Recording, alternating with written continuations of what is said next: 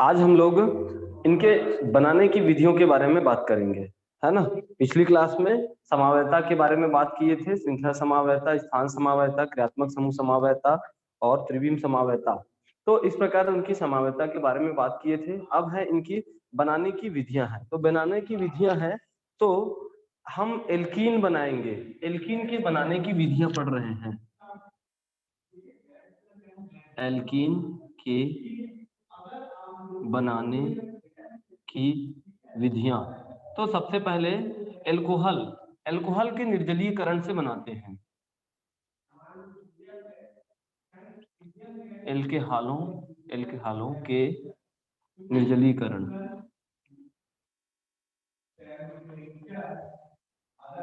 हाँ, एल्कोहल है, उनमें पानी के अणु को निकालेंगे। निर्जलीकरण करना मतलब होता है पानी के अणु को निकालना। तो निर्जलीकरण करेंगे, इसको हम सांद्र सल्फ्यूरिक अम्ल की उपस्थिति में करते हैं। तो जैसे एल्कोहल है, एल्कोहल मैं ले लेता हूं, ये CH3 हो गया, है ना। CH3 और CH तो CH2 हो गया, CH3 CH2 करके हो गया है, और OH। तो एथिल एल्कोहल ले लेता हूं मैं, तो इसके साथ में ये OH करके हो जाएगा। एथिल एल्कोहल का सांद्र सल्फ्यूरिक अम्ल की उपस्थिति में, सांद्र H2SO4 की उपस्थिति में 170 डिग्री सेल्सियस पर गर्म करता हूं, तो ये बनता है हमारा एल्कीन बनता है। एल्कीन बनना है, इसका मतलब क्या है कि कार्बन कार्बन के बीच में डबल बॉन्ड वाला बनेगा। तो इनके साथ डबल बॉन्ड है तो ये CH2 बनेगा और इधर CH2 बनेगा। तो इस प्रकार से बचा क्या चीज यहाँ से, तो यहाँ से हम देखते हैं तो CH2 तो ये पानी का अणु जो है वो बाहर निकल गया, पानी का अणु बाहर निकला, तो इस प्रकार से बन गया। तो एल्कोहलों के निर्जलीकरण से इस प्रकार बनाते हैं भाई, इस चीज को याद रख लेना। ठीक, ये पहला हो गया। दूसरा है एल्किल हैलाइड के विहाइड्रोहैलोजनीकरण द्वारा बनाते हैं।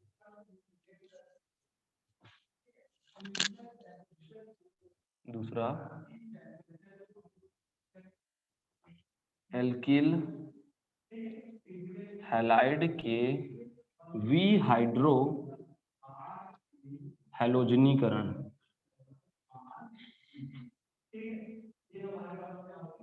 हाँ, एल्किल हैलाइड के विहाइड्रोहैलोजनीकरण से बनाते हैं। तो विहाइड्रोहैलोजनीकरण में हम करते हैं, सबसे पहले तो हम किसी हैलाइड ले लेते हैं, एथिल का एल्किल हैलाइड ले लेते हैं। एल्किल हैलाइड फॉर एग्जांपल हम ले लेते हैं, एल्किल हैलाइड है ये CH3 CH2 और ये X। इसको हम, हाँ, CH3 CH2 X कोई एल्किल और हैलाइड हमने ले लिया है, उसका हमें करना है विहाइड्रोहैलोजनीकरण करना है।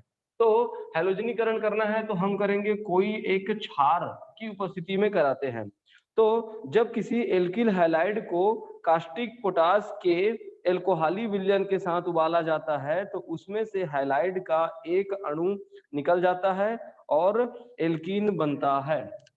ठीक है, तो क्या होगा, हम कोई कास्टिक क्षार KOH पोटेशियम, है ना, कास्टिक क्षार KOH के एल्कोहलीय विलयन में, इसके एल्कोहलीय विलयन में इसको उबाला जाता है। उबालेंगे तो क्या बनेगा, ये पोटेशियम पॉजिटिव रहता है, ये नेगेटिव रहता है, और इनसे बनना क्या चीज है, एल्कीन बनना है। तो H2C डबल बॉन्ड CH2 इतना बन गया।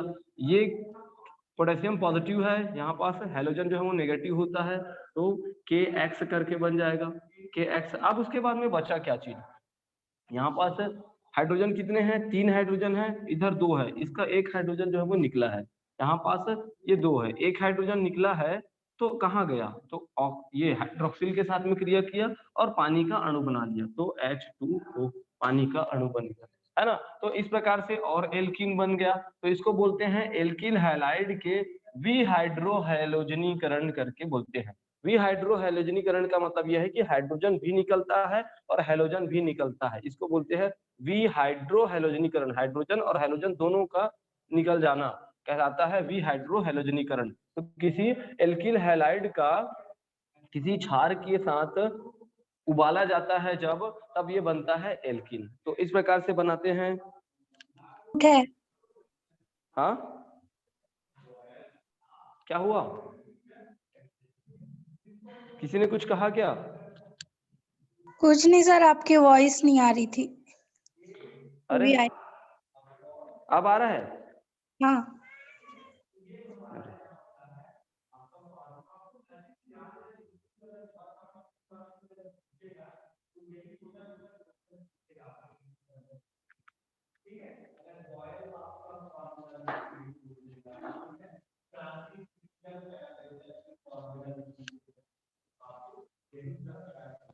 दो चीज सीख गए तो भाई, एक है एल्कोहल के निर्जलीकरण से, दूसरा है एल्किल हैलाइड के विहाइड्रो हैलोजनीकरण से। अब तीसरा देखते हैं।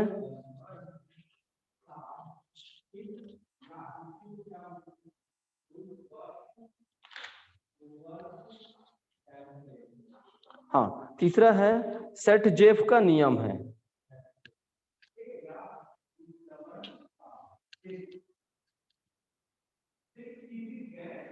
सेट जेफ का नियम।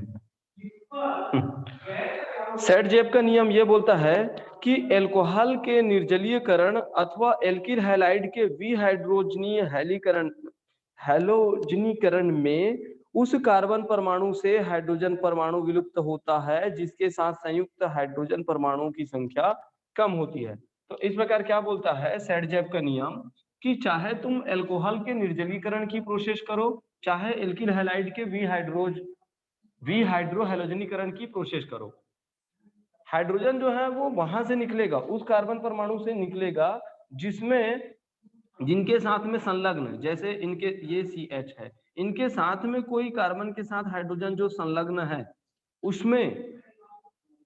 उसमें हाइड्रोजन की संख्या जो होती है वो कम होनी चाहिए। तो ये फॉर एग्जांपल से बताऊंगा तो ज्यादा समझ आएगा। सेट जेफ का नियम क्या बोलता है? ये बोलता है कि या चाहे एल्कोहल के निर्जलीकरण करो, चाहे एल्किल हैलाइड के विहाइड्रो हैलोजनीकरण करो, हाइड्रोजन परमाणु जो है वो उस कार्बन से निकलता है जिनके साथ संयुक्त रूप से जुड़े हुए कार्बन में हाइड्रोजन की संख्या कम होती है ना। तो इसको हम दिखाते हैं कि क्या बोलना चाह रहे हैं एक एग्जांपल से। ये है हमारा CH3 CH2 CHOH और ये CH3 इस प्रकार से है। इसको हम H2SO4 की उपस्थिति में करा रहे हैं और ये क्या है? अल्कोहल है, एक OH करके है, अल्कोहल है। अल्कोहल का हम क्या कर रहे हैं? निर्जलीकरण कर रहे हैं, पानी का अणु निकालेंगे। ये अल्कोहल है, इसमें निर्जलीकरण करेंगे तो पानी का अणु निकालेंगे। तो अब ये जो हाइड्रोजन है, हाइड्रोजन ये हाइड्रोक्सिल ग्रुप है, हाइड्रोक्सिल के साथ पानी का अणु बनने के लिए एक हाइड्रोजन निकलना चाहिए। हाइड्रोजन यहाँ भी दिख रहा है, यहाँ भी दिख रहा है, यहाँ भी दिख रहा है, यहाँ भी दिख रहा है, पर कहाँ से निकलेगा हाइड्रोजन? तो इस प्रकार मैंने कहा है सेट जेफ के नियम के अकॉर्डिंग कि जिस कार्बन परमाणु के साथ में संयुक्त हाइड्रोजन की संख्या कम होती है वहां से हाइड्रोजन निकलता है। इसका मतलब क्या है कि एक हमें ये चीज दिख रहा है, एक ये दिख रहा है, इनके साथ में एक संलग्न है, ये चीज संलग्न है और ये वाला चीज संलग्न है। तो इसमें हाइड्रोजन की संख्या कितनी है? 3 है। इसमें हाइड्रोजन की संख्या कितनी है? अकेला है। तो इसका मतलब यहाँ पास कार्बन की संख्या जो है वो कम है। और ये किनके साथ में कनेक्टेड है? सबसे पहले देखोगे हाइड्रोजन की संख्या किसमें कम है? इसमें 3 है, इसमें 2 है, इसमें 3 है, इसमें अकेला है। तो यहाँ पास हाइड्रोजन की संख्या अकेला है। तो जिसमें हाइड्रोजन की संख्या कम हो उसके साथ संलग्न, उनके साथ संलग्न कार्बन के हाइड्रोजन निकलता है। तो इसके साथ में ये भी संलग्न है और इनके साथ में ये भी संलग्न है संयुक्त रूप से। तो हाइड्रोजन या तो यहाँ से निकलेगा या तो यहाँ से निकलेगा। तो ये बोलता है सेट जेफ का नियम, है ना, कि जिन कार्बन परमाणु में हाइड्रोजन की संख्या कम होती है उनके साथ संयुक्त रूप से संलग्न कार्बन में हाइड्रोजन वहां से निकलता है। ठीक है, तो क्या कहा मैंने? इसमें कार्बन में हाइड्रोजन की संख्या जो है वो कम है, तो या तो यहाँ से निकलेगा या तो यहाँ से निकलेगा। तो यदि यहाँ से हाइड्रोजन निकलता है, यहाँ से हाइड्रोजन निकलता है, तो चलो इसको कैसे लिखेंगे? ये CH3 और CH, CH हो गया और यहाँ पास भी CH। अब लेकिन कार्बन की वैलेंसी जो है 1, 2 और ये 3 हो रहा है, तो यहाँ पास डबल बॉन्ड आएगा, डबल बॉन्ड आएगा और उसके बाद में ये CH3 करके, है ना। तो एक तो ऐसा बनेगा, ठीक है, या ये ऐसा बन सकता था, हाइड्रोजन यहां से ना निकल के यहां से निकल सकता है। यहां से हाइड्रोजन निकालेंगे तब क्या होगा, CH3, CH2 और ये CH, अब उसके बाद में CH2, ये इस प्रकार से बन जाएगा, है ना। कार्बन की वैलेंसी 2 और 2 4, इसकी 4। तो ये जो है वो दो तरीके से बन सकता है। तो यही बात को बोलता है सेट-जेप का नियम कि जिस एल्कोहल के निर्जलीकरण अथवा एल्किल हैलाइड के विहाइड्रोहैलोजनीकरण में उस कार्बन परमाणु से हाइड्रोजन परमाणु विलुप्त होता है, उस कार्बन परमाणु से हाइड्रोजन परमाणु विलुप्त होता है जिसके साथ संयुक्त हाइड्रोजन परमाणुओं की संख्या कम होती है। इनके साथ संयुक्त हाइड्रोजन परमाणु की संख्या यहाँ पास कम है, तो यहाँ से निकलेगा या तो यहाँ से निकलेगा। तो इस प्रकार से दो चीज समझ गए। हाँ, तो ये क्या है, 2 ब्यूटीन करके है, इसका नाम दूसरे नंबर के कार्बन के साथ है, तो 2 ब्यूटीन करके बोलेंगे, ठीक है। और ये जो है वो पहले नंबर के कार्बन के साथ है, तो 1 ब्यूटीन करके, ये इसका नाम हो जाएगा। आ गया समझ में। तो ये सेट-जेप का नियम लिख लेना भाई। उसके बाद आगे देखते हैं।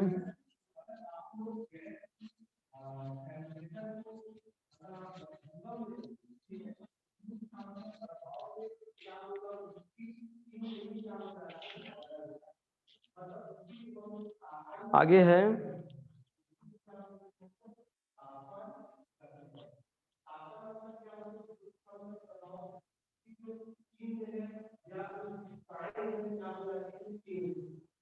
बहुलीकरण से बनता है।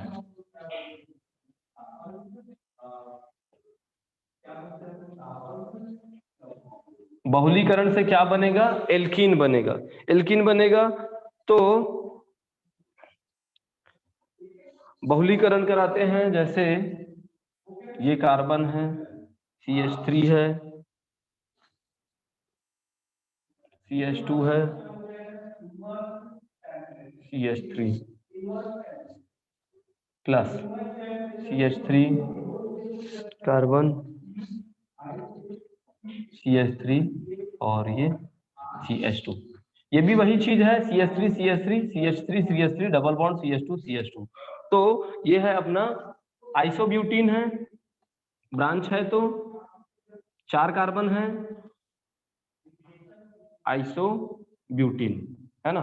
आइसोब्यूटीन है तो हम क्या करते हैं, बहुलीकरण से। बहुलीकरण किसका कराएंगे, एल्किन का ही बहुलीकरण ज्यादा मात्रा में कर रहे हैं तो वो बनता है और एल्किन ही बनता है। तो ये बहुलीकरण की प्रोसेस हो गई। तो ये आपस में ऐड हो जाएंगे। ऐड होते हैं तो कहाँ से ऐड होते हैं, जहां पास डबल बॉन्ड रहता है वो डबल बॉन्ड जो है वो ब्रेक होता है।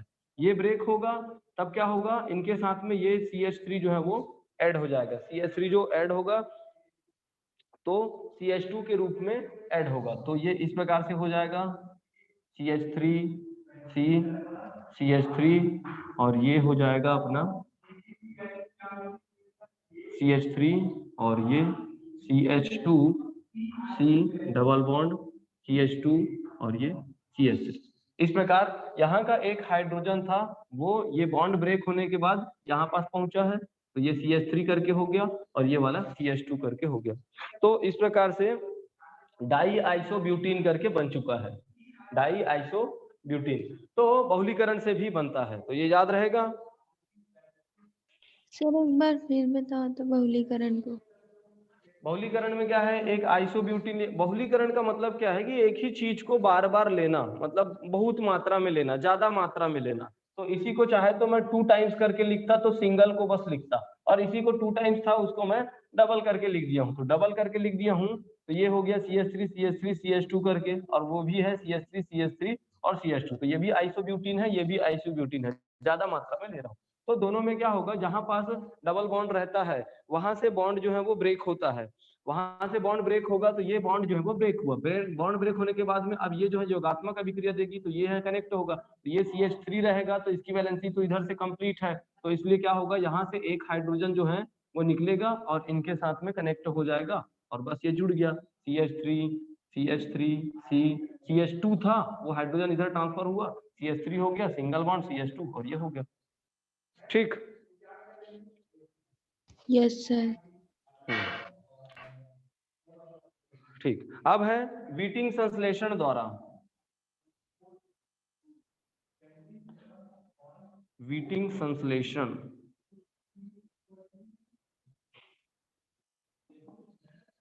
व्हीटिंग संश्लेषण द्वारा करते हैं तो मेथिलीन ट्राइफेनिल फास्फोरेन को एल्डिहाइड या कीटोन के साथ गर्म करने पर एथिलीन के व्युत्पन्न प्राप्त होते हैं।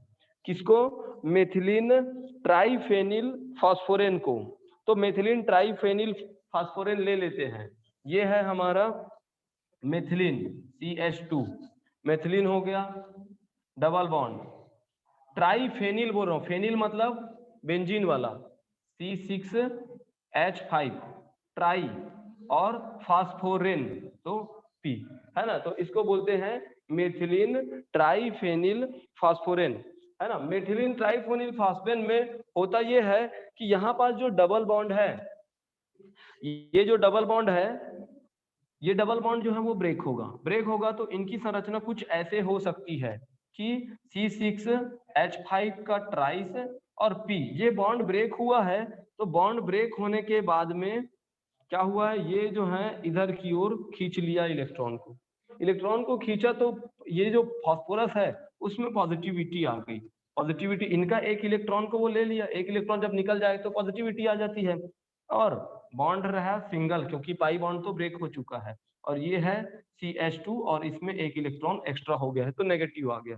ठीक है, अब इसका हमें एल्डिहाइड या किसी कीटोन के साथ में रिएक्ट कराना है ना। ये है हमारा मेथिलीन ट्राइफेनिल फास्फोरेन का एल्डिहाइड या किसी कीटोन के साथ में क्रिया कराते हैं। तो चलो इसका हम किसी कीटोन के साथ में क्रिया करा देंगे, कीटोन के साथ में क्रिया कराएंगे तो कीटोन इस प्रकार से हो गया RRC डबल बॉन्ड O करके, इस कीटोन के साथ में क्रिया करा रहे हैं तो ये हमें एल्कीन प्राप्त होना है इनमें से, है ना, एल्कीन प्राप्त होना है।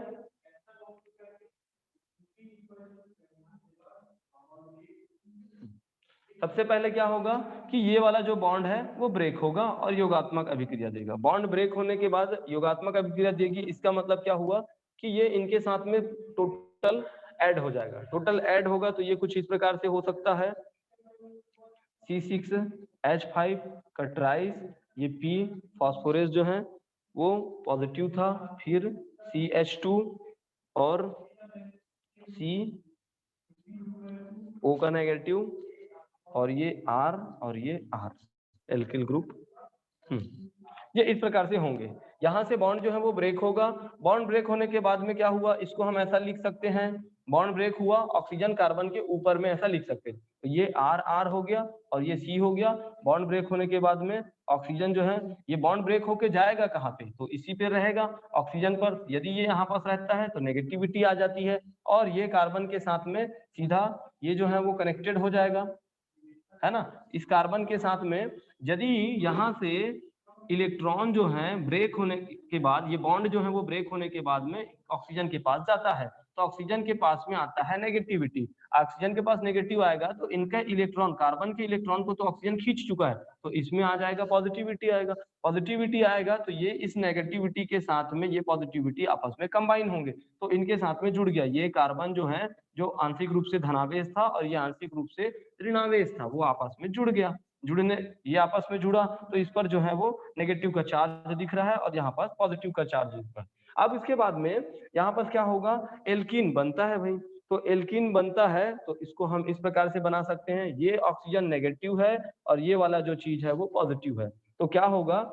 यहाँ से ये ऑक्सीजन जो है वो ब्रेक होके निकल जाएगा, ब्रेक होके निकलेगा तो ये बन जाएगा RR ये कार्बन, ये बॉन्ड जो है वो ब्रेक हुआ, इधर से भी बॉन्ड ब्रेक होगा, ये वाला इनके साथ कनेक्टेड है, तो यहाँ पास कार्बन के पास एक ठो कैसा रहेगा इलेक्ट्रॉन, एक इलेक्ट्रॉन रहेगा, यहाँ से बॉन्ड ब्रेक होने के बाद में इस कार्बन के पास में एक इलेक्ट्रॉन रहेगा, ये दोनों इलेक्ट्रॉन आपस में डबल बॉन्ड बना देंगे, ये सिंगल बॉन्ड यहाँ पास बन रहा है और ये ऑक्सीजन इनके साथ में आके ऐड हो जाएगा, क्योंकि ये पॉजिटिव है और ये नेगेटिव है तो सक्रिय है, तो दोनों आके जुड़ जाएंगे, तो ये कार्बन के साथ में डबल बॉन्ड करके CH2 करके जुड़ गया, तो बचत जो पार्ट है ये C6H5 का ट्राइस है ना, C6H5 का ट्राइस और ये P डबल बॉन्ड O, ये ऑक्सीजन जो है वो इस फास्फोरस के साथ में जाके ऐड हो गया, तो ये होती है व्हिटिंग संश्लेषण अभिक्रिया। आया क्या समझ में?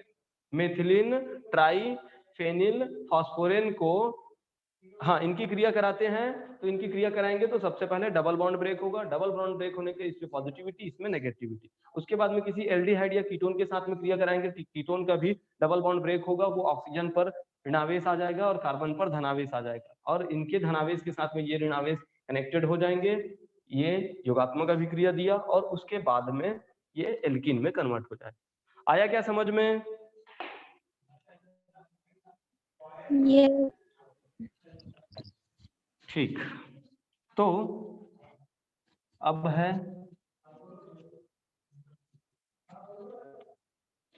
ग्रिग्नार्ड अभिकर्मक द्वारा है, ग्रिग्नार्ड अभिकर्मक तो तुम लोग देख लेना क्योंकि बहुत बार बता चुका हूं।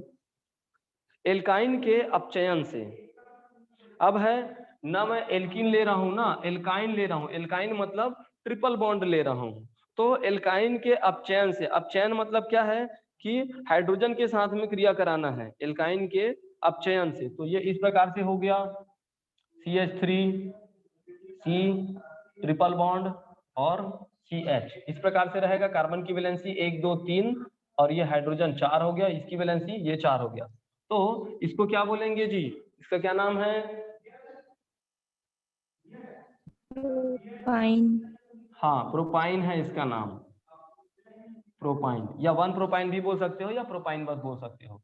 तो मैंने क्या कहा, एल्काइन का अपचयन करना है, अपचयन करना है, अपचयन मतलब हाइड्रोजन के साथ क्रिया कराने हैं, ठीक है, किसी धातु की उपस्थिति में कराते हैं, तो चलो निकिल धातु की उपस्थिति में 200 डिग्री सेल्सियस पर कराते हैं, तब क्या होगा, एल्काइन से हमें एल्कीन बनाना है, एल्कीन बनाना है, ये हाइड्रोजन है कुछ इस प्रकार से है, हाइड्रोजन हाइड्रोजन करके, तो ये हाइड्रोजन जो है वो ये बॉन्ड एक ब्रेक होगा, जब पाई इलेक्ट्रॉन पाई बॉन्ड रहता है तो वो बॉन्ड ब्रेक होता है, बॉन्ड ब्रेक होने के बाद में हो जाएगा ये इसके साथ और ये इनके साथ, तो ये हाइड्रोजन का भी बॉन्ड ब्रेक होगा और ये एक इलेक्ट्रॉन और ये एक इलेक्ट्रॉन, ये एक इलेक्ट्रॉन जो है वो इनके साथ कनेक्टेड होगा, ये इलेक्ट्रॉन जो है वो इनके साथ कनेक्टेड हो जाएगा, तो इस प्रकार से ये CH3CH हो जाएगा और डबल बॉन्ड CH2 करके होगा, तो देखो डबल बॉन्ड हो गया, मतलब ये क्या बन गया, प्रोपीन बन गया, प्रोपाइन नहीं रे प्रोपीन, हाँ प्रोपीन करके बन गया, क्योंकि ये जो है एल्कीन है, तो इस प्रकार से बनता है, एल्काइन का अपचयन करने से भी बनता है, तो ये इस प्रकार से बनाने की विधि के बारे में जान गए हो।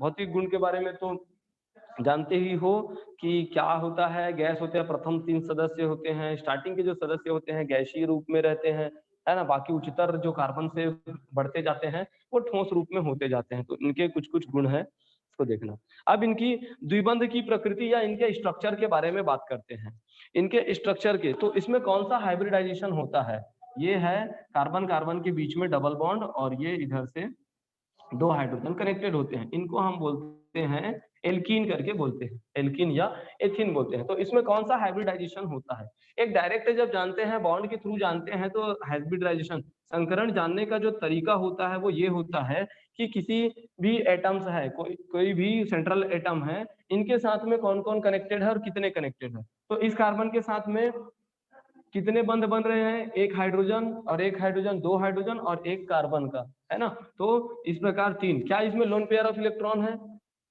नहीं है, लोन पेयर ऑफ इलेक्ट्रॉन नहीं है, मतलब 0 है लोन पेयर ऑफ इलेक्ट्रॉन, तो इस प्रकार 3 हुआ, तो इसमें से एक S है और 2 P है, तो इसमें कौन सा संकरण हो रहा है, sp2 संकरण हो रहा है। फॉर एग्जांपल मेथेन की बात करते हैं, मेथेन में एक कार्बन जो है वो कितने हाइड्रोजन के साथ कनेक्टेड है, 4 के साथ में कनेक्टेड है, क्या लोन पेयर ऑफ इलेक्ट्रॉन है, नहीं है, लोन पेयर ऑफ इलेक्ट्रॉन 0 है, तो टोटल कितना हुआ 4 हुआ, तो एक S होता है और 3 P होता है, sp3। बात करते हैं NH3 अमोनिया की बात करते हैं। अमोनिया में एक लोन पेयर ऑफ इलेक्ट्रॉन होता है, तो एक नाइट्रोजन कितने के साथ कनेक्टेड रहता है, 3 हाइड्रोजन के साथ कनेक्टेड रहता है, तो 3 हाइड्रोजन के साथ कनेक्टेड है और plus lone pair of electron कितने हैं, एक है, तो लोन पेयर ऑफ इलेक्ट्रॉन जो है वो एक है।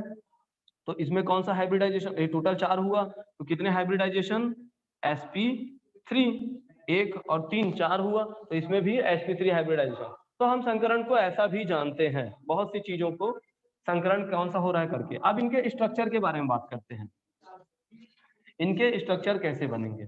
तो ये जो कार्बन कार्बन के बीच में इनकी जो स्ट्रक्चर बनती है वो sp2 हाइब्रिडाइजेशन बन रही है, हो रही है sp2 हाइब्रिडाइजेशन। तो ये कार्बन के साथ में ये इस प्रकार से, हाँ इस प्रकार से इनके बीच में sp2 हाइब्रिडाइजेशन होता है। हाइब्रिडाइजेशन होने के बाद में आपस में रिपल्सन होता है, क्योंकि बॉन्ड पेयर के बीच में रिपल्सन होता है, लोन पेयर के बीच में रिपल्सन होता है, प्रतिकर्षण, बॉन्ड पेयर और लोन पेयर के बीच में भी प्रतिकर्षण होता है। तो यहाँ पास एक बॉन्ड बना है और ये बॉन्ड है, तो इसको बोला जाता है बॉन्ड पेयर, और बॉन्ड पेयर के बीच में भी रिपल्सन होता है, लेकिन सबसे ज्यादा रिपल्सन जो होता है वो लोन पेयर और लोन पेयर के बीच में होता है। उसके बाद में लोन पेयर और बॉन्ड पेयर के बीच में, उसके बाद में सबसे कम रिपल्सन जो होता है वो बॉन्ड पेयर। तो ये जो है इधर से एक हाइड्रोजन जुड़ गया, इधर से हाइड्रोजन जुड़ गया और इधर से कार्बन जो है वो कनेक्टेड है। तो इस प्रकार से एक दूसरे के बीच में 360 डिग्री को 3 भाग में बांट देता है। तो 36, तो 12 तिया 36 होता है, तो 120 डिग्री सेल्सियस का एंगल बनाता है। तो इस प्रकार से इनकी संरचना हो जाती है, ठीक है। ये हो गई इनकी संरचना के बारे में, ऐसी बनाना संरचना। CH2 होगा, इनके बीच का एंगल 120 डिग्री होगा, sp2 हाइब्रिडाइजेशन होगा। हाँ, मैं उस दिन की क्लास में बताया था कार्बन कार्बन जब सिंगल बॉन्ड रहे तो इसके बीच की बंध लंबाई कितनी होती है, कार्बन कार्बन डबल बॉन्ड रहे, कार्बन कार्बन ट्रिपल बॉन्ड रहे, चलो बताओ तो बंध लंबाई कितनी कितनी होती है। 1.54 एंगस्ट्रॉम। हाँ 1.54 एंगस्ट्रॉम होता है कार्बन कार्बन सिंगल बॉन्ड में। डबल बॉन्ड में 1.34 हाँ एंगस्ट्रॉम। 1.34 एंगस्ट्रॉम होता है, और ट्रिपल बॉन्ड में 1.20 एंगस्ट्रॉम होती है। ये याद रखने वाली बात है, इसको याद रखना। अच्छा, तो इनकी क्रियाशीलता के बारे में बात करेंगे। कौन ज्यादा क्रियाशील रहेगा, कौन ज्यादा क्रियाशील रहेगा, एल्केन रहेगा, एल्कीन रहेगा कि एल्काइन रहेगा ज्यादा क्रियाशील। तो हम जानते हैं कि जहां तक जानते हैं कि सिग्मा बॉन्ड जो होता है वो स्ट्रॉन्ग बॉन्ड होता है ना, स्ट्रॉन्ग बॉन्ड रहता है। और पाई बॉन्ड जो होता है वो वीक बॉन्ड होता है। तो पाई बॉन्ड जो है वो जल्दी टूट जाता है, जल्दी टूट जाता है ना। दुर्बल होते हैं तो जल्दी टूट जाता है, मतलब ज्यादा क्रियाशील है, जल्दी टूट जाएगा।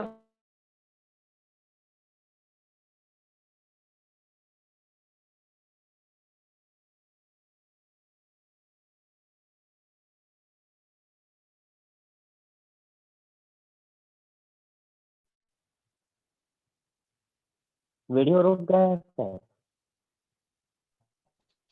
सर वीडियो रुक गया है।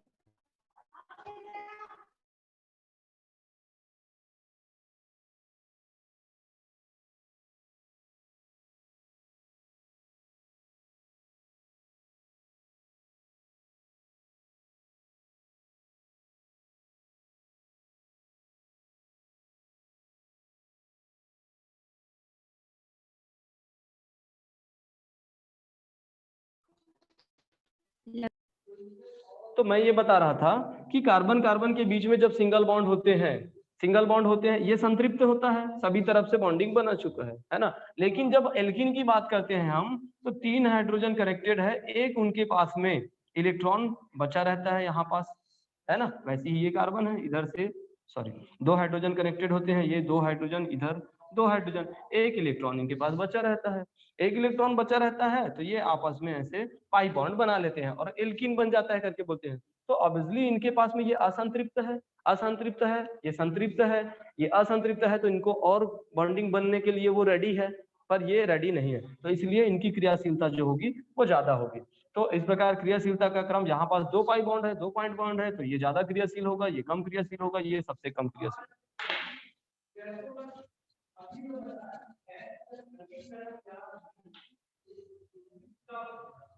बाद में तुम लोग ऐसे याद रखोगे कि नहीं रखोगे वो पता नहीं मुझे।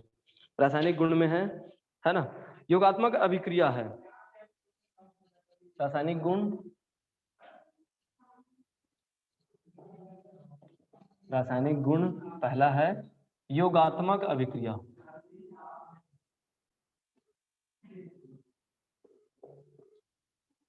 योगात्मक अभिक्रिया जो होती है उसमें डायरेक्ट कोई कंटेंट जो होते हैं, जैसे अभिकारक है, दो ठोक अभिकारक है, चाहे अकेला अभिकारक रहे,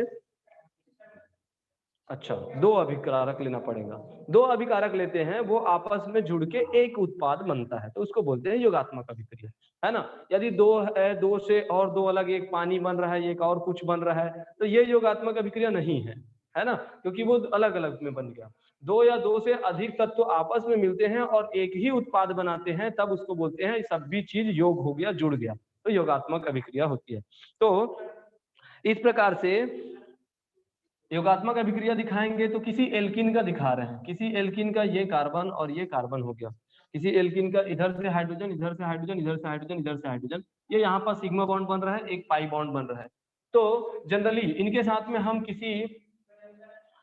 किसी अभिकर्मक का यूज कर रहे हैं, कोई अभिकर्मक है, कोई हैलाइड ले सकते हैं, कोई हैलाइड ले लेते हैं, चलो ये क्लोरीन और ये क्लोरीन, कोई हैलाइड करके ले लिए हैं। तो ये जो हैलाइड है वो आपस में क्रिया करेगा, हैलाइड भी ले सकते थे या हैलोजन भी या हाइड्रोजन भी ले सकते थे ना, कुछ भी ले सकते थे। इनको इन जनरल यदि मैं लेना चाहूँ तो एक्स और वाई करके कर देता हूँ। एक्स वाई करूंगा तो होगा क्या, एक बॉन्ड यहाँ से ब्रेक होगा, एक बॉन्ड यहाँ से ब्रेक होने के बाद में क्या होगा, बॉन्ड ब्रेक होगा तो इसका इलेक्ट्रॉन इनके पास, इसका इलेक्ट्रॉन इनके पास। अब ये जाएगा कहाँ पे, तो एक बॉन्ड यहाँ से ब्रेक होगा, बॉन्ड यहाँ से पाई इलेक्ट्रॉन है तो बॉन्ड ब्रेक होगा, तो एक इलेक्ट्रॉन यहाँ पास, एक इलेक्ट्रॉन यहाँ पास, और ये जो है वो एक दूसरे पर जाके ऐड हो जाते हैं। तो ये इस प्रकार से हो जाएगा।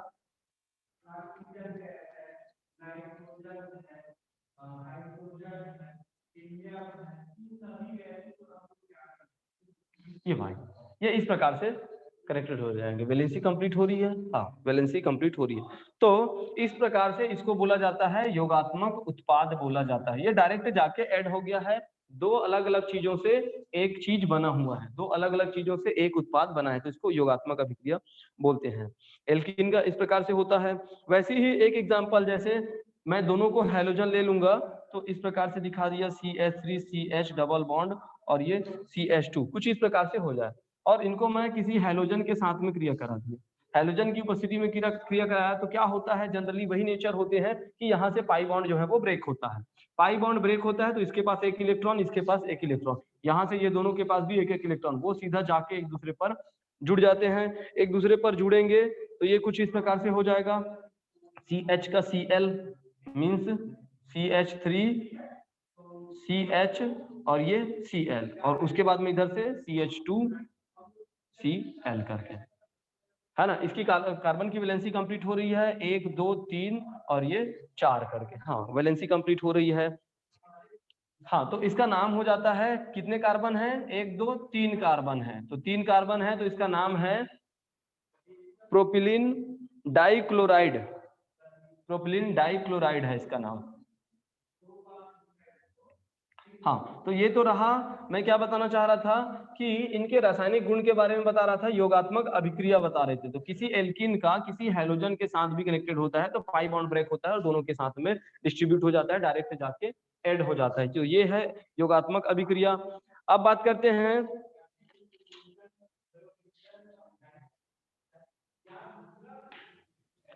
मुक्त मूलक योग है। क्या बोले सर?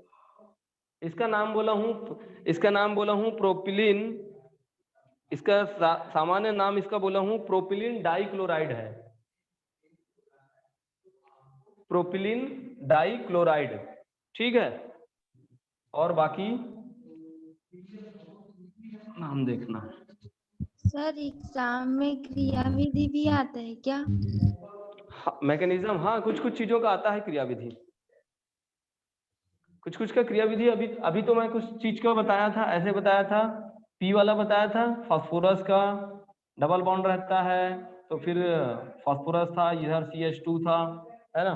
और डबल बॉन्ड जब ब्रेक होता है तो ये इसमें पॉजिटिविटी, इसमें नेगेटिविटी, ये प्रोसेस जो है वो चलते जाता है। ऐसे में तो फट से इधर से जो भी रहता है C6H5 का ट्राइस हो गया, मेथिलीन ट्राइफेनिल फास्फोरेन हो गया, इसका डायरेक्ट जो है क्रिया करता है और डायरेक्ट उत्पाद बन जाता है करके दिखा देता, लेकिन बीच में क्या क्या हो रहा है वही उनके मैकेनिज्म होते हैं। ठीक है, तो कुछ कुछ चीजों का मैकेनिज्म डायरेक्ट करके बताता हूँ, कुछ कुछ चीजों का मैकेनिज्म नहीं बता रहा हूँ। जो उनके मैकेनिज्म जो है वो बुक में है, उसको देख के समझ सकते हो, उसको नहीं बताता मैं, है ना। नहीं तो फिर सभी को बताते न रहूंगा तो तुम लोग तो बोधे ही हो जाओगे, क्या सीखोगे? कुछ अपने से भी करोगे तब तो सीखोगे क्या। जो थोड़ा सा टिपिकल रहता है उसका मैं बता देता हूँ। मैकेनिज्म आता है,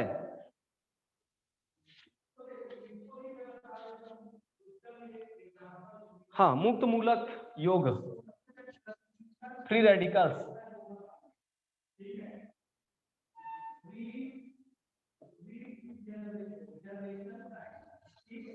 मुक्त मूलक योग के बारे में है। तो सूर्य प्रकाश अथवा परऑक्साइड अथवा पराबैंगनीय प्रकाश की उपस्थिति में हैलोजन का एल्कीन से योग करते हैं, किसी हैलोजन का एल्कीन से योग करते हैं, ये अभिक्रिया सामान्यतः अध्रुवीय विलायक या वाष्प रूप में होती है। मुक्त मूलक योग बता रहे हैं ना, हाँ, तो इनके मैकेनिज्म बताते हैं। मुक्त मूलक योग का क्रियाविधि बता देते हैं। चलो मैकेनिज्म पूछे तो इनके मैकेनिज्म ही बता देते हैं, क्रियाविधि।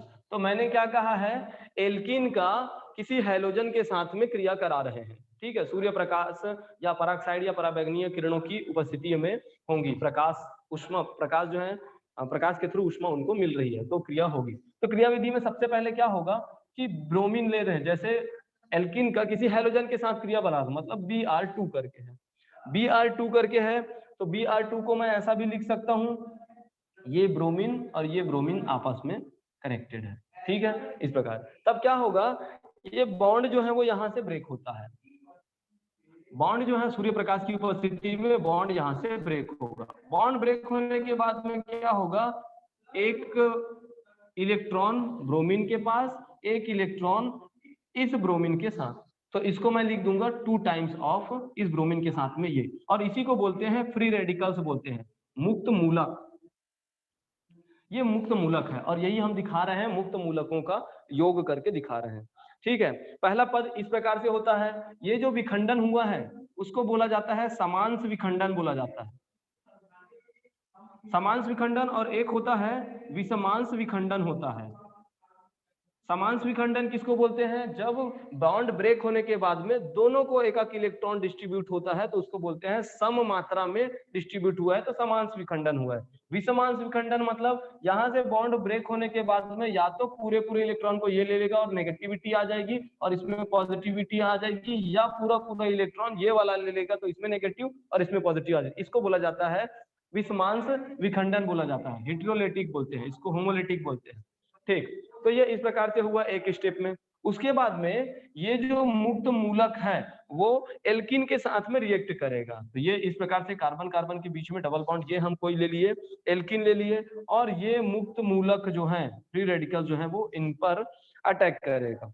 तो ये फ्री रेडिकल जो है वो अटैक करेंगे तो होगा क्या चीज, यहाँ से फिर से बॉन्ड ब्रेक होगा, पाई बॉन्ड है, पाई बॉन्ड जो है वो ब्रेक होगा, तो कुछ इस प्रकार से हुआ कि ये कार्बन है, इसके साथ में ये बॉन्ड ब्रेक हुआ है, तो ये इसके साथ में ऐसा और ये इनके पास में ऐसा। ठीक है, ये बॉन्ड ब्रेक होने के पास में दो दो एक एक इलेक्ट्रॉन, इधर से कार्बन के साथ सिंगल बॉन्ड तो बना ही है, इधर से एक आया हुआ है, एक इधर से यहाँ पे आया हुआ है। ये ब्रोमीन जो है इस कार्बन पर अटैक किया तो यहाँ बस ये ब्रोमीन हो गया और इनका अपने इलेक्ट्रॉन को साथ में लाया है, तो ये इलेक्ट्रॉन को साथ में लाया है तो इनके साथ में बॉन्डिंग बनाएगा और इनके साथ में ये दो तो ऐसे ही था। तो इसके अब ये जो है कार्बन पर फ्री रेडिकल्स हो गया, कार्बन पर मुक्त मूलक के रूप में है और ये ब्रोमीन इनके साथ में कनेक्ट हो गया है, ब्रोमीन इनके साथ में कनेक्ट हो गया है।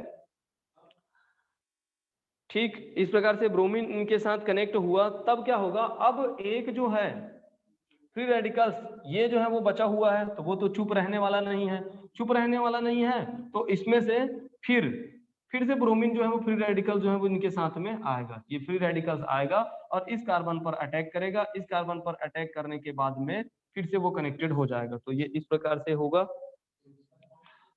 अपोजिट डायरेक्शन से ये जो कार्बन है यहाँ पास आया है तो ये इसके साथ बॉन्डिंग बना है। ये जो इलेक्ट्रॉन है वो यहाँ भी हो सकता है, यहाँ भी हो सकता है, यहाँ भी हो सकता है, कहीं भी हो सकता है इलेक्ट्रॉन। ठीक है, तो ये ब्रोमीन जो आएगा फ्री रेडिकल्स वो अपोजिट डायरेक्शन से इस पर अटैक करेगा। तो अपोजिट डायरेक्शन से अटैक करने के बाद ये कार्बन और इधर से ब्रोमीन इस प्रकार से ऐड हो जाएंगे। तो इसको हम CH2 करके लिख सकते हैं Br, और ये CH2Br करके होगा। तो ये होती है इनकी प्रोसेस। ठीक, तो दोनों तरफ जो है वो ब्रोमीन जो है वो जुड़ चुका है, और यही है मुक्त मूलकों का योग। तो ये है इनकी क्रियाविधि। तो क्रियाविधि में क्या समझे, सबसे पहले ब्रोमीन जो है वो फ्री रेडिकल्स में ब्रेक होता है, उसके बाद में एल्किन के साथ क्रिया करता है। तो क्रमशः एक एक बार में पहले एक कार्बन के नाभिक पर अटैक करता है, जुड़ता है, दूसरे को फ्री रेडिकल्स करता है, दूसरा फ्री रेडिकल्स जो है वो इनके साथ कनेक्ट होता है। तो ये इस प्रकार से क्रियाविधि होती है मुक्त मूलक के योग का। और ये तुम्हारा जितेंद्र, तुम्हारा क्वेश्चन का एक का आंसर है, जो 4-5 क्वेश्चन जो भेजे थे उसमें का एक आंसर है ये।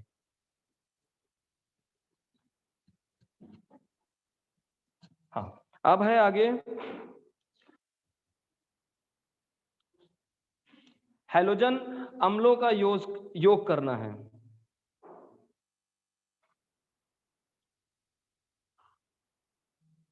हैलोजन अम्ल का योग करना है, किसके साथ करेंगे, एल्किन के साथ में। हैलोजन अम्ल एक आध बताओगे, हैलोजन अम्ल जिसमें हैलोजन हो और वो अम्ल हो। HCl है ना, हैलोजन अम्ल हाँ उसी को बोला जाता है। HCl हो सकता है, HBr हो सकता है, डबल बॉन्ड, और ये CH2 तो प्लस HBr या HCl भी ले सकते थे। तो इस प्रकार से इनके साथ में क्रिया कराएंगे, हैलोजन अम्लों के साथ में योग कराएंगे। तो योग कराने के बाद में क्या होगा कि ये बॉन्ड जो है वो ब्रेक होता है, पाई बॉन्ड जो है ब्रेक होता है, दोनों को एक एक इलेक्ट्रॉन मिलेगा, तो हाइड्रोजन इनके साथ में ऐड हो जाएगा। तो ये हो गया CH2 था वो CH3 हो गया, और इधर से CH2 और ये Br करके हो गया। तो इस प्रकार से बन गया। इसका क्या नाम हो जाएगा, इनका क्या नाम हो जाएगा, एल्केन है। अब ये है सिंगल बॉन्ड है तो एल्केन है, ये ब्रोमीन है तो ब्रोमो, और कार्बन 2 है तो ब्रोमो एथेन हो गया, ब्रोमो एथेन करके हो जाएगा। तो इस प्रकार से हैलोजन अम्लों का योग की क्रिया देती है। तो तीसरी हो गई हैलोजन अम्लों के योग की क्रिया।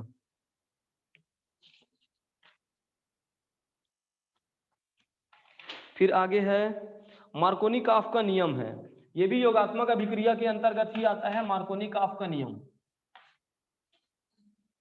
ये नियम नाम से आते हैं।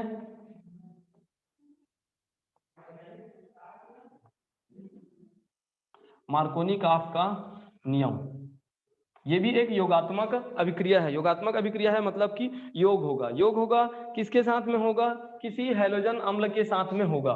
तो हम ले लेते हैं CH3 CH और CH2 इस प्रकार से। तो प्रोपीन ले लेता हूं मैं, मतलब कि एल्कीन ले रहा हूं। किसी एल्कीन का योग करना है, हाइड्रोजन अम्ल के साथ करना है किसी एल्कीन का, तो HI के साथ में क्रिया करा रहा हूँ। HI के साथ में क्रिया करा हूँ तो ये बोलता है कि एक हाइड्रोजन होता है और एक हैलोजन होता है। मतलब कि क्या, हैलोजन हाइड्रोजन, और ये X को मैं हैलोजन बोलता हूँ। तो मार्कोनी-काफ का नियम ये बोलता है कि हाइड्रोजन जो है उस कार्बन के साथ में ऐड होता है। हाइड्रोजन उस कार्बन के साथ में ऐड होता है जिसमें कार्बन के साथ में, जिस डबल बॉन्ड वाले कार्बन के साथ में हाइड्रोजन की संख्या ज्यादा हो। या ये बोलता है कि हैलोजन परमाणु उस कार्बन के साथ में ऐड होता है जिसमें डबल बॉन्ड के कार्बन परमाणु में हाइड्रोजन की संख्या कम होती है ना। ये हैलोजन नेगेटिव किसमें जुड़ता है, जिसमें कार्बन की संख्या कम होती है, और जिसमें हाइड्रोजन की संख्या ज्यादा होती है उसमें हाइड्रोजन जुड़ता है। तो ये जो है वो जुड़ेगा तो किस प्रकार से जुड़ेगा, जैसे ये CH3 है और यहाँ तो नहीं जुड़ सकता क्योंकि डबल बॉन्ड यहाँ पास है, तो या तो इस कार्बन के साथ में हाइड्रोजन जुड़ेगा या तो इस कार्बन के साथ हाइड्रोजन जुड़ेगा।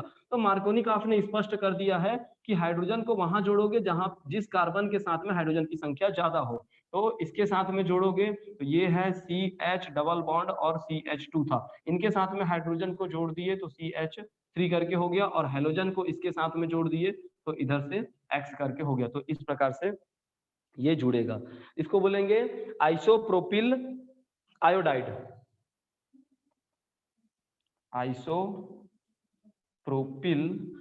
आयोडाइड, ये इनका नाम हो जाएगा। ठीक है, इसके साथ आयोडाइड मतलब ये आयोडीन को जोड़ देंगे तो आई करके। ठीक है, तो ये इस प्रकार से होता है। मार्कोनी-काफ का नियम क्या बोलता है? मार्कोनी-काफ का नियम में कि कोई हाइड्रोजन परमाणु जो है वो डबल बॉन्ड के उस कार्बन के साथ जुड़ता है जिनमें हाइड्रोजन की संख्या कम होती है। तो इसमें हाइड्रोजन की संख्या कम है, इसके साथ में हाइड्रोजन, इसके साथ में हाइड्रोजन, ये है मार्कोनी-काफ का नियम।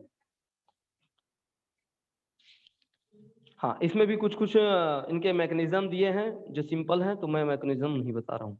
हाँ, एक और है प्रति मार्कोनी-काफ का नियम या पराक्साइड प्रभाव।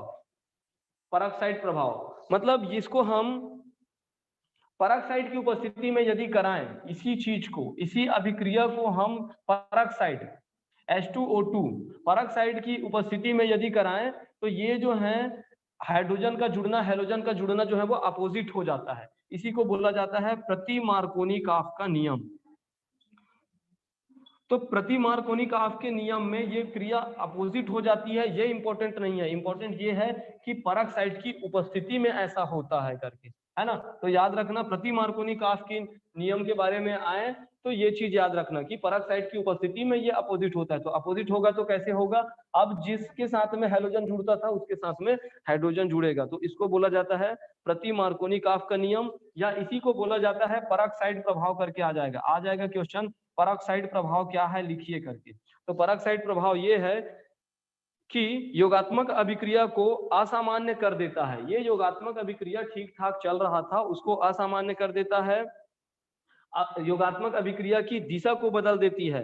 तो पराक्साइड प्रभाव या प्रति मार्कोनी-काफ का नियम जो रहता है वो इस हैलोजन की डायरेक्शन को बदल देती है। तो इस प्रकार से जिनके साथ जुड़ता था उनके साथ ना जुड़ के अपोजिट वाले के साथ जुड़ता है, इसको बोलते हैं प्रति मार्कोनी-काफ या पराक्साइड प्रभाव। तो पराक्साइड प्रभाव में इसी चीज को दिखाते हैं, जैसे ये CH3 है, CH है डबल बॉन्ड, और ये CH2 है प्लस HBr के साथ में रिएक्ट करा रहे हैं। HBr के साथ में रिएक्ट करा रहे हैं तो ये H2O2 पराक्साइड की उपस्थिति में यदि क्रिया होगी, तो पराक्साइड की उपस्थिति में क्रिया होगी तो कौन किसके साथ जुड़ेगा जी? ये ब्रोमीन किसके साथ जुड़ेगा?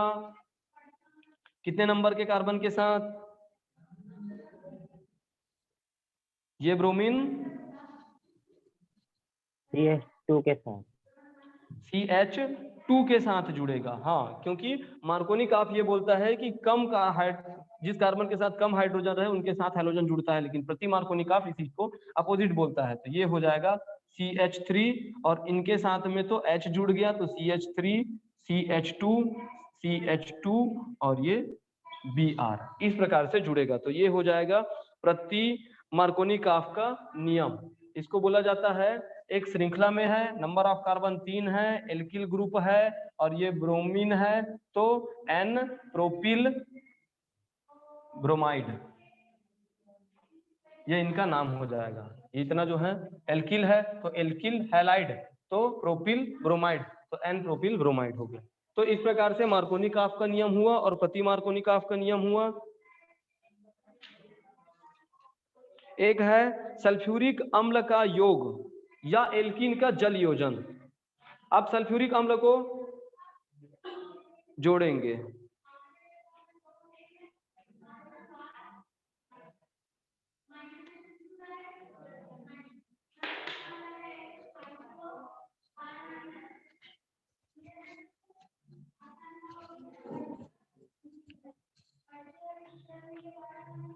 चलो सल्फ्यूरिक अम्ल को ऐड करते हैं।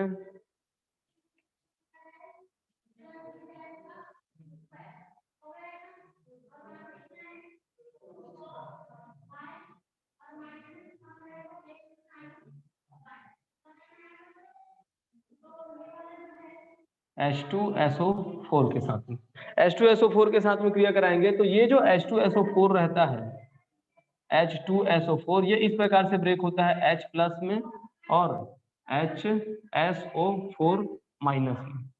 है ना। इस प्रकार से ब्रेक होता है H+ में और HSO4 के माइनस में।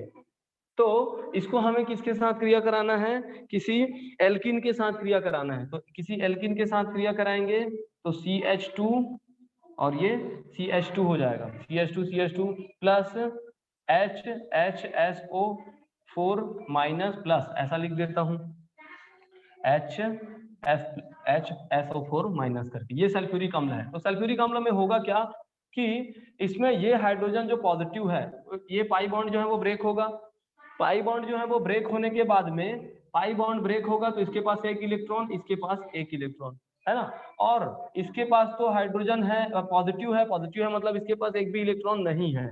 एक भी इलेक्ट्रॉन नहीं है, तब क्या होगा, यही बॉन्ड जो है वो आपस में इनके साथ ऐसे कनेक्टेड होके बनेंगे। ठीक है, इनके साथ कनेक्टेड होके बनेंगे। तो ये कुछ इस प्रकार से हो जाएगा, CH2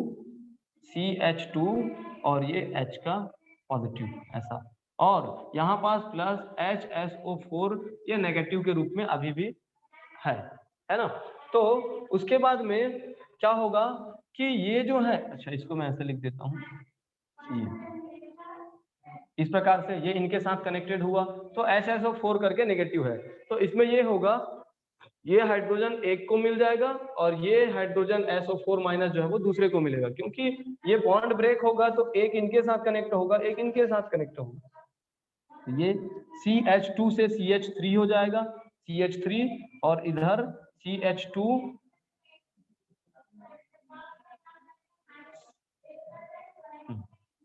HSO4, CH3 CH2 HSO4 करके बन जाएगा। तो ये इस प्रकार से हुआ एल्किल हाइड्रोजन सल्फेट। इसका नाम हो जाएगा, 2 कार्बन है तो एथिल हाइड्रोजन सल्फेट। हाँ, तो ये चीज समझ आया क्या, सल्फ्यूरिक अम्ल के साथ में क्रिया, सल्फ्यूरिक अम्ल के साथ में क्रिया कुछ इस प्रकार से करती है और एथिल हाइड्रोजन सल्फेट बनाती है।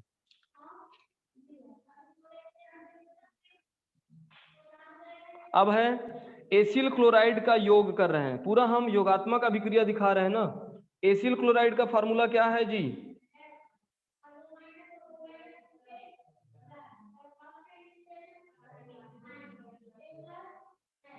फार्मूला क्या है, याद है कि नहीं है? एसिल क्लोराइड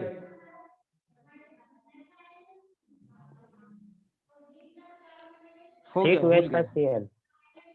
C2H5Cl, वो तो एल्किल क्लोराइड हो गया, एल्किल हो गया, मैं एसिल बोल रहा हूं। CH3COCl,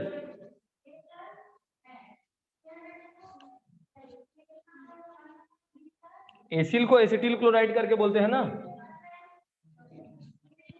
तो इनके साथ क्रिया कराएंगे किसी एल्किन का।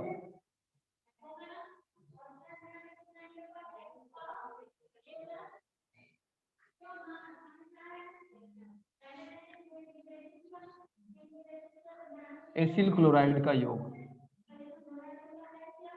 एसिल क्लोराइड का योग, एसिल क्लोराइड का योग है।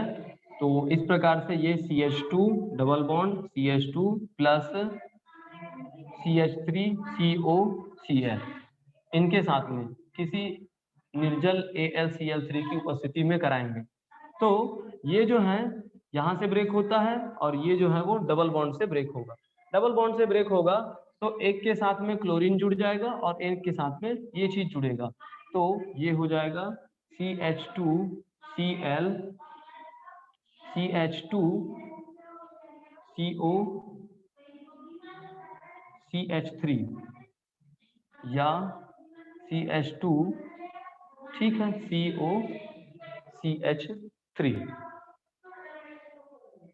हाँ CH2Cl CH2CO CH3 करके। तो ये हो गया अपना क्लोरोमेथिल एसीटोन, क्लोरोमेथिल एसीटोन बन गया है। ये क्लोरीन है, ये मेथिल ग्रुप है और ये carbon double bond O acetone हो जाएगा, तो क्लोरो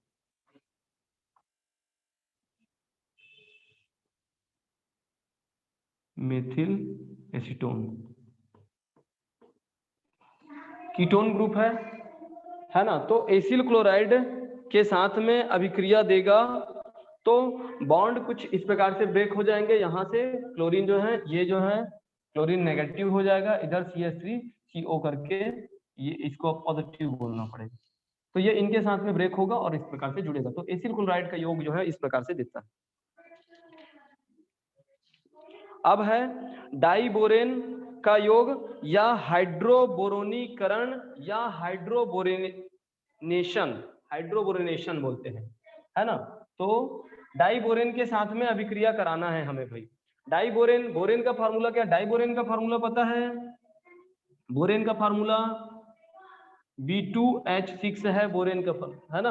मतलब कि डाइबोरेन का फार्मूला है B2H6 जिसमें 2 बोरान होता है, तो ये 2 बोरान हो गया डाइबोरेन। इसी को लिखा जाता है BH3 का ट्वाइस करके, तो बोरेन का द्विलक करके बोलते हैं, डबल है तो बोरेन का द्विलक। ये बोरेन है, ये डाइबोरेन है, B2H6 है।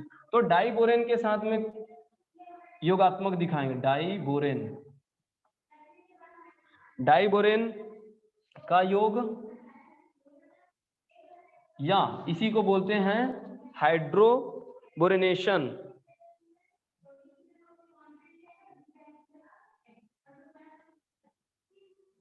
हाइड्रोबोरोनीकरण कर रहे हैं तो किसी, ये हो गया हमारा BH3 ट्वाइस डाइबोरेन।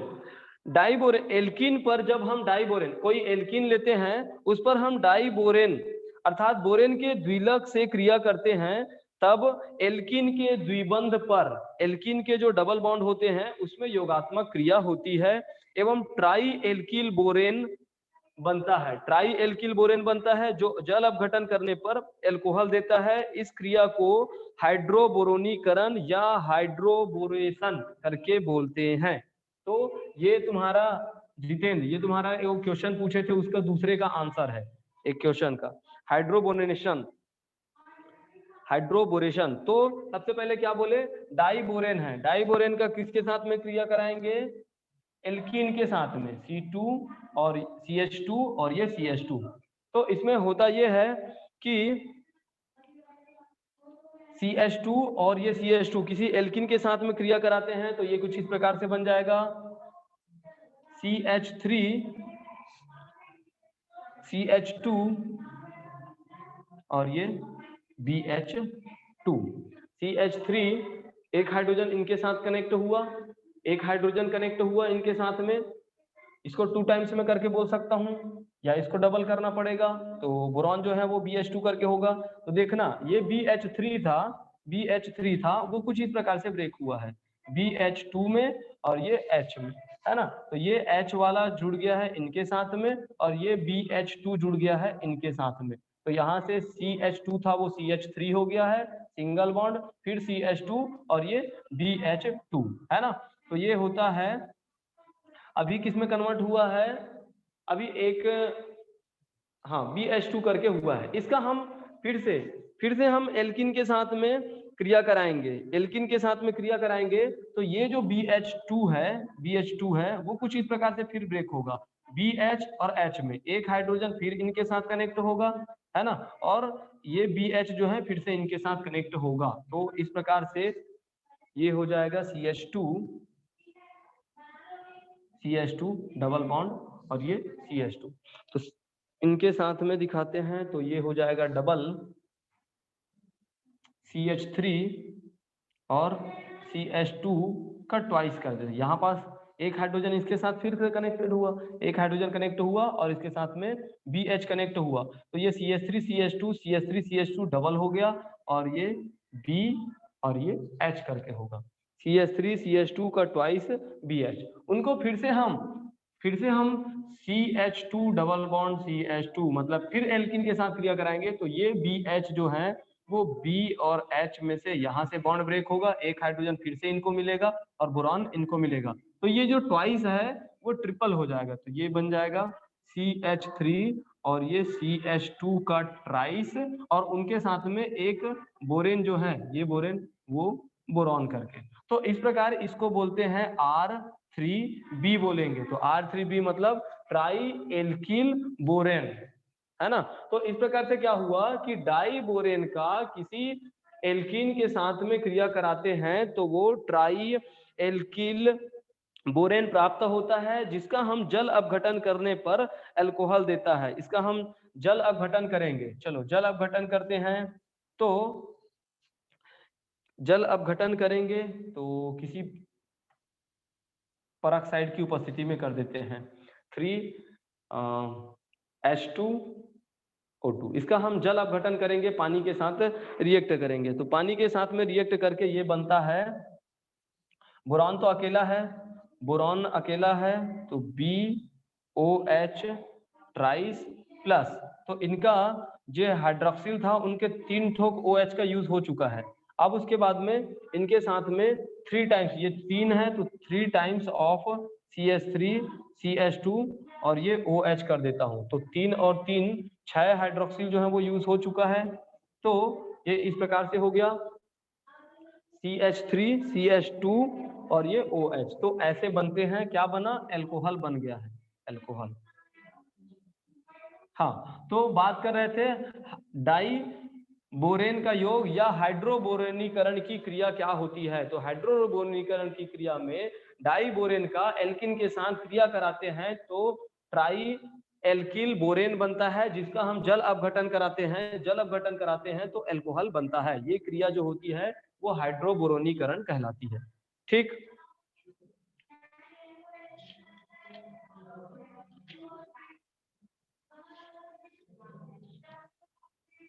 उसके बाद में है कुछ कुछ ऑक्सीकरण की क्रिया है।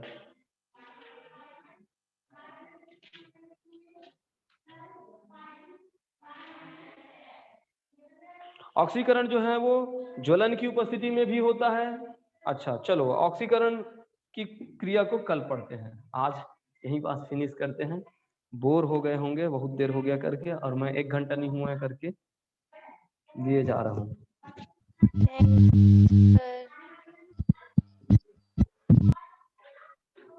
सर सुनो ना।